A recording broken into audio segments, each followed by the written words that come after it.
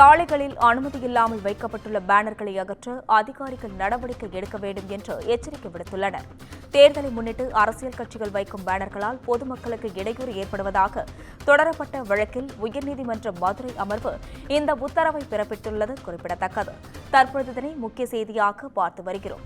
சாலையில் அனுமதியில்லாமல் வைக்கப்பட்டுள்ள பேனர்களை அகற்ற அதிகாரிகள் நடவடிக்கை எடுக்க வேண்டும் எனவும், தேர்தலை முன்னிட்டு அரசியல் கட்சிகள் வைக்கும் பேனர்களால் பொதுமக்களுக்கு இடையூறு ஏற்படுவதாக தொடரப்பட்ட வழக்கில் உயர்நீதிமன்ற மதுரை அமர்வு இந்த உத்தரவை பிறப்பித்துள்ளது.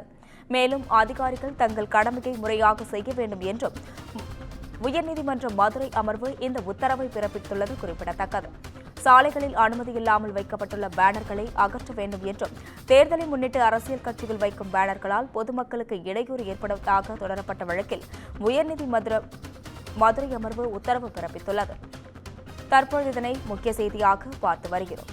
இதுகுறித்து கூடுதல் விவரங்கள் வழங்குவதற்காக செய்தியாளர் சிவகுமார் இணைப்பில் உள்ளார். வணக்கம் சிவகுமார், இது குறித்த விவரங்களை பகிரலாம். நாகப்பட்டினத்தை சார்ந்த அருளரசன் அப்படிங்கிறவர் உயர்நீதிமன்ற மதுரை கிளையில ஒரு பொதுநல மனு ஒன்று தாக்கல் செஞ்சிருந்தாரு. அதுல என்ன குறிப்பிட்டிருந்தாங்கன்னா, தேர்தலை முன்னிட்டு அரசியல் கட்சிகள் தற்போது பேனர்கள், பதாகைகள் வச்சுட்டு வர்றாங்க. இதனால பொதுமக்கள் மிகுந்த சிரமம் ஏற்படுதணும். பொது சாலைகள், பாதைகள் மற்றும் நடைபாதை தளங்கள்ல சட்டவிரோதமாக இந்த மாதிரி பதாகைகள், வளைவுகள், ஃபிளெக்ஸ் போர்டுகள் அமைந்துள்ளது. அதே மாதிரி அமைக்கவுள்ள அனைத்து நபர்களுக்கு எதிரான தேவையான நடவடிக்கை எடுக்க உரிய உத்தரவு பிறப்பிக்கணும்னு அந்த மனுவில் கூறுகிறது. இந்த மனுவானது இன்னைக்கு நீதிபதிகள் எஸ். எம். சுப்பிரமணியம் அருள்முருகன் அமர்வு விசாரணைக்கு வந்ததுங்க.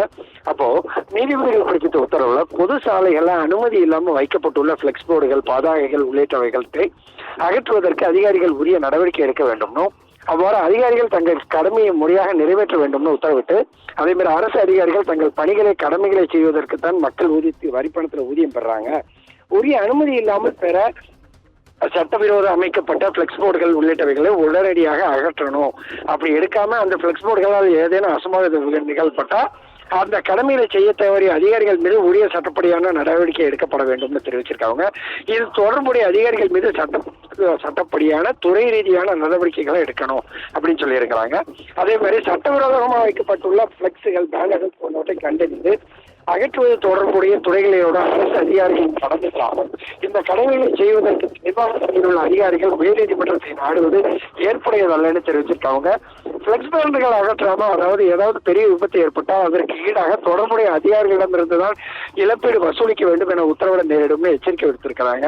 எனவே தமிழகம் முழுவதும் பொது சாலைகளில் அனுமதி இல்லாமல் வைக்கப்பட்டுள்ள பிளெக்ஸ் போர்டு உள்ளிட்டவற்றை அகற்றி தாமதிக்காமல் தொடர்புடைய அதிகாரிகள் காவல்துறை இதற்கு உடன்பட்டு அகற்றிட நடவடிக்கை எடுக்கணும் அப்படின்னு சொல்லி இந்த அறிக்கையை உயர்நீதிமன்றத்தில் தாக்கல் செய்யவும் சொல்லி தற்போது உத்தரவு பிடிச்சிருக்கிறாங்க. அஸ்வினி,